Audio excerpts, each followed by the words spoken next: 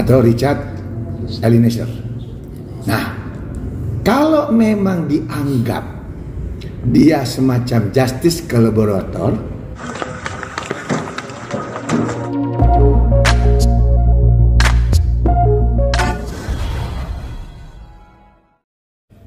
terkait apa nih? Barada. Chef? Hah? Barada apa sih? Barada? Oke. Ya kan, silahkan. Barada ya? Nanti tarik ke sana. Yes. Silakan Bang. Tanggapan Bang. Oke, terkait putusan hari ini tentang apa namanya Richard Eliezer, menurut hemat saya sebagai praktisi hukum, ini adalah kemunduran hukum.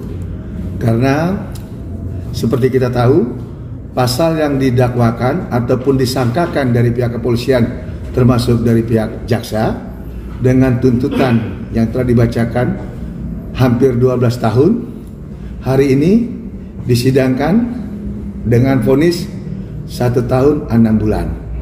Nah, ini kita anggap menjadi suatu terobosan kemunduran hukum. Dan ini menjadi catatan yang memang tidak kita inginkan. Apa? Ini merupakan akan menjadi barometer jurisprudensi bagi penegakan hukum yang tidak mengamanakan equality before the law. Yaitu apa? Persamaan hak di mata hukum. Kita tahu bahwa otak daripada terjadinya peristiwa hukum ini, pembunuhan ini, adalah Ferdy Sambo. Tetapi pelaku utama itu adalah RE atau Richard Eliezer. Nah, kalau memang dianggap dia semacam justice collaborator, itu di luar daripada aturan hukum yang berlaku. Aturan hukum yang berlaku adalah Kitab Undang-Undang Hukum Pidana, di mana jelas pasal ataupun sangkaan dan dakwaan itu adalah pasalnya 340, junto 335. Ya. Dan yang kita juga sangat sayangkan, harusnya pelaku utama atau pelaku tunggal yaitu RE ini, itu kalau memang dia berlaku jujur, katanya dalam tekanan perintah atasan, dia tidak langsung tembak ke arah badan ataupun yang vital. Bisa dia taruh di kaki atau bisa di tangan. Nah, ini kita sangat sayangkan itu tidak tergambarkan kejadian peristiwa tersebut untuk meyakinkan hakim mempunyai keyakinan ataupun keberanian bahwa minimal dari tuntutan jaksa penuntut umum 2/3 dari tuntutan awal 12 tahun, hakim memutus 2/3-nya kisaran 8 tahun. Itu aturan hukum.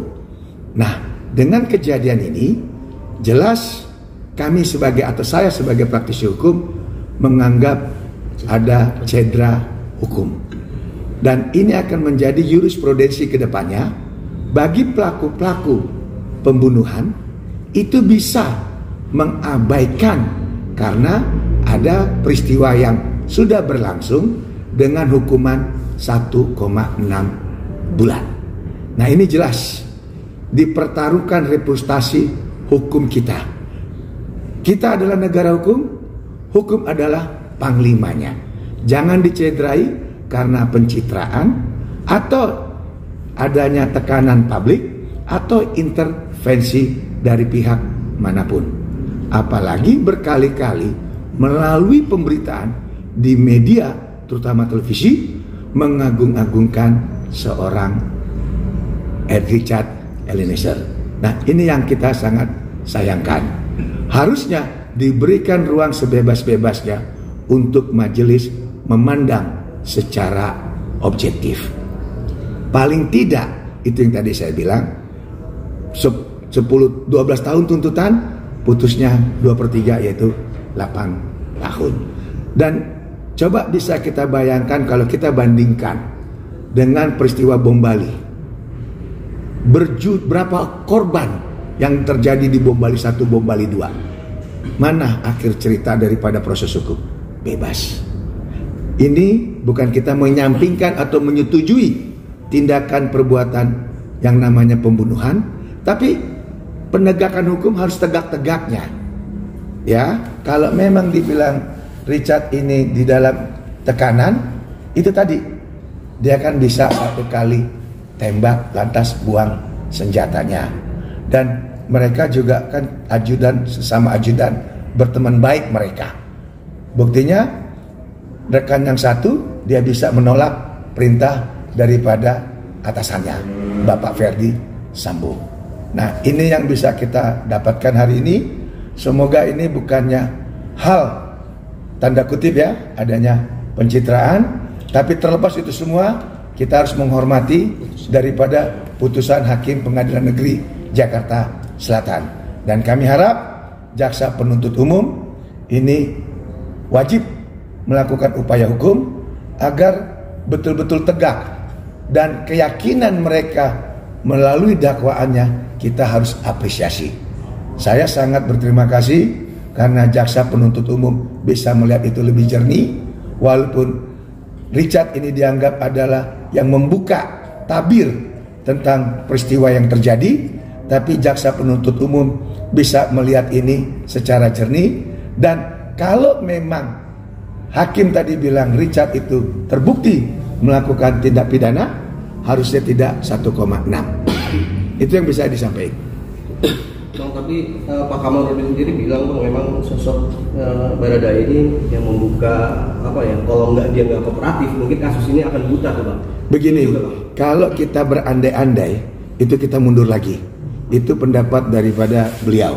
Nah, tetapi kalau kita bicara fakta, ingat pembunuhan itu bukan delik aduan, bukan delik biasa, tapi delik umum.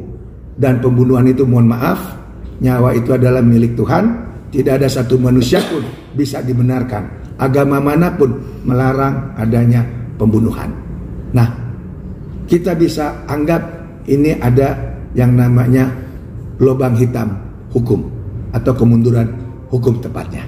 Bang, kalau sesama grup di sesama lawyer praktisi hukum, ini emang ada 2 kubu gitu, ada yang sama kita kan Bang Kamarudin, ibaratnya pro kontra. Baradae, kalau Abang kan ibaratnya kontra. Gimana nih Bang? Kita tidak masuk pro dan kontra, tapi kita bicara secara akademis, secara hukum, di mana pasal yang diterapkan adalah 340, pembunuhan berencana, dan eksekusinya hanya tunggal, yaitu Barada Richard ini.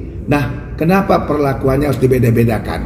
Dan lucunya, kalau memang kita bicara hukum acara, itu yang namanya otak ataupun yang menganggap sutradara itu pasti yang pertama disidangkan, dan yang kedua baru itu terkait masalah pelaku atau eksekusi, dan yang ketiga, keempat, kelima itu adalah yang mengetahui atau melihat.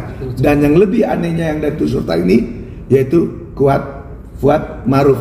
Fuad Maruf itu lebih tinggi daripada Eliezer RF. Ya, Richard Ricky Richard. Nah, padahal dia seorang polisi loh. Malah Fuad Maruf lebih tinggi. Ini yang kita sangat sayangkan. Kalau dibilang kooperatif, Pak Fuad juga dia bercerita apa adanya, Fuad Maruf, dan dia juga kooperatif. Bahkan dia sering membuat seremio gini, ya, itu menandakan bahwa dia tahu bahwa dia melakukan kesalahan. Bang, tapi kan dari keluarga pihak korban itu udah meminta maaf Bang, si Baradae-nya itu, dan udah memaafkan itu Bang. Ya, nah, makanya ada pertimbangan kalaupun dari hakim bahwa ya, itu tadi kita lihat bahwa hukum itu bukan berdasarkan pengaruh publik, hukum itu bukan kata maaf, hukum itu tegak setegak-tegaknya. Nah, karena apa? Negara Indonesia adalah negara hukum.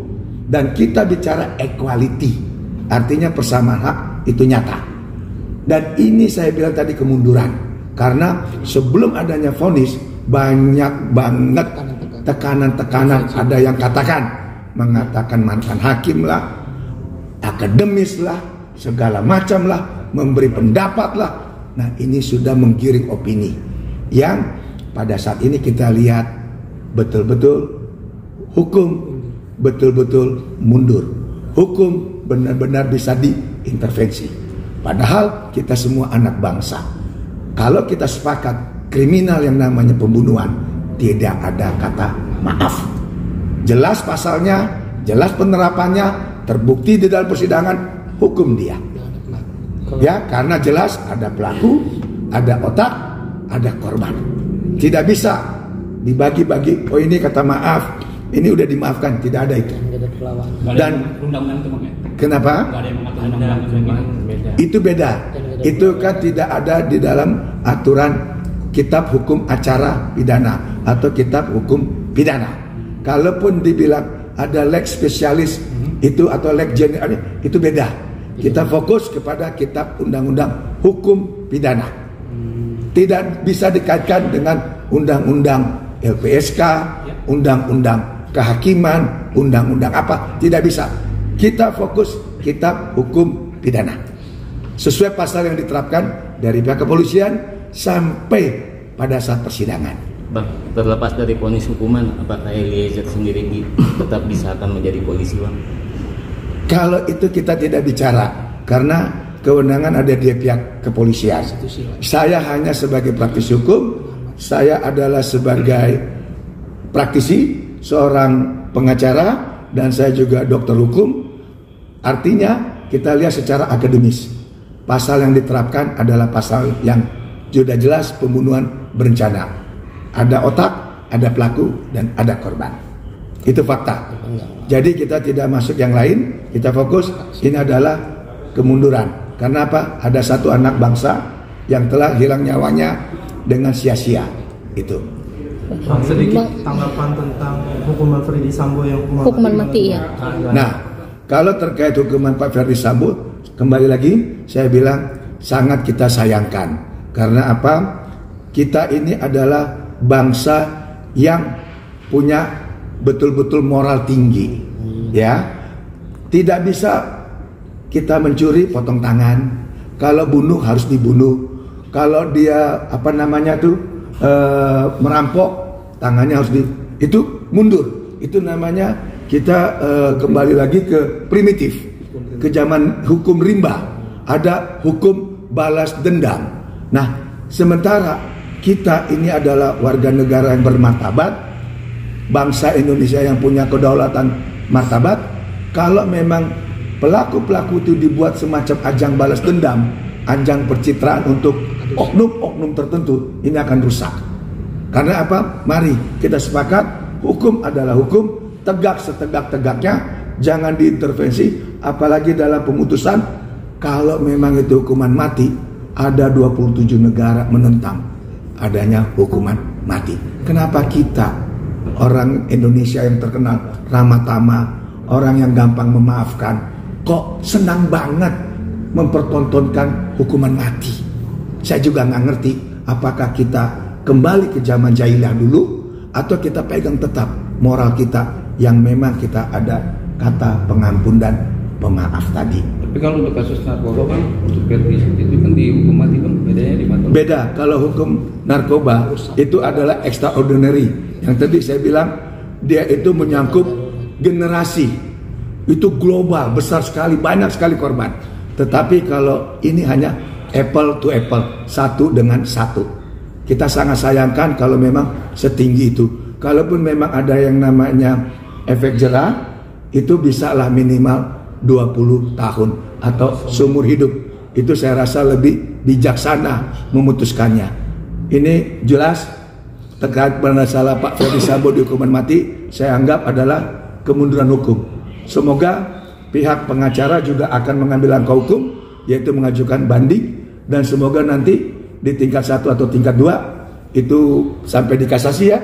Kita harapkan hakim punya rasa, hati nurani, melihat konteks daripada hukuman mati itu tidak harusnya dilakukan untuk Bapak Ferdi Sambo.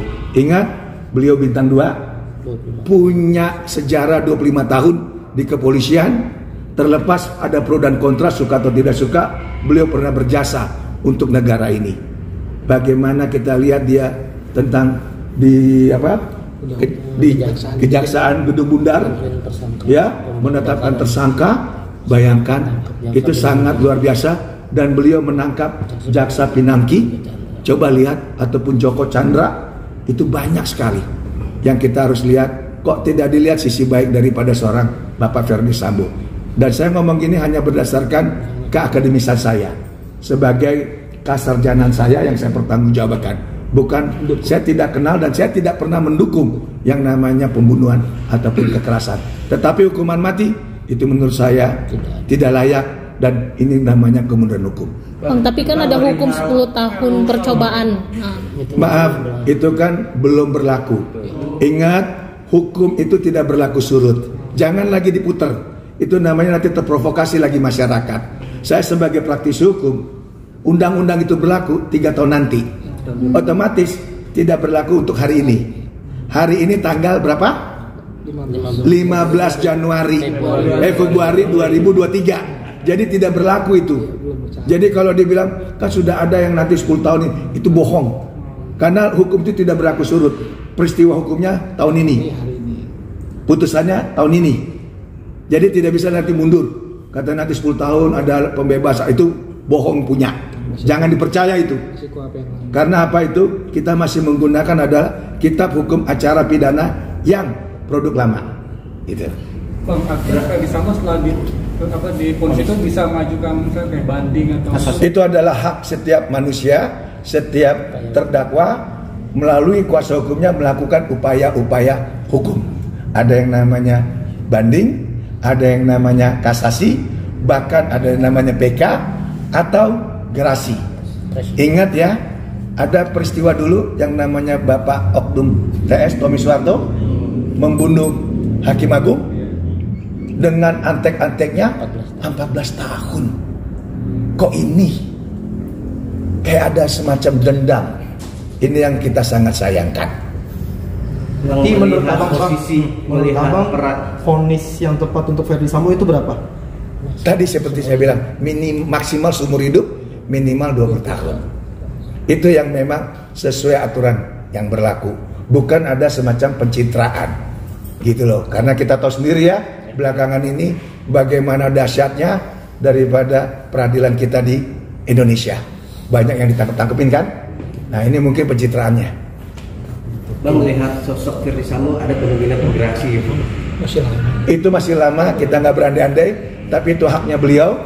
Kalau memang bisa dipergunakan, kenapa enggak? Dan kalau memang Tuhan memberkati, presiden yang the next presiden mengampuni, ya dia bisa mengirim udara bebas. Itu hak anak bangsa. Tapi kan artinya putusan hari ini bukan segala-galanya.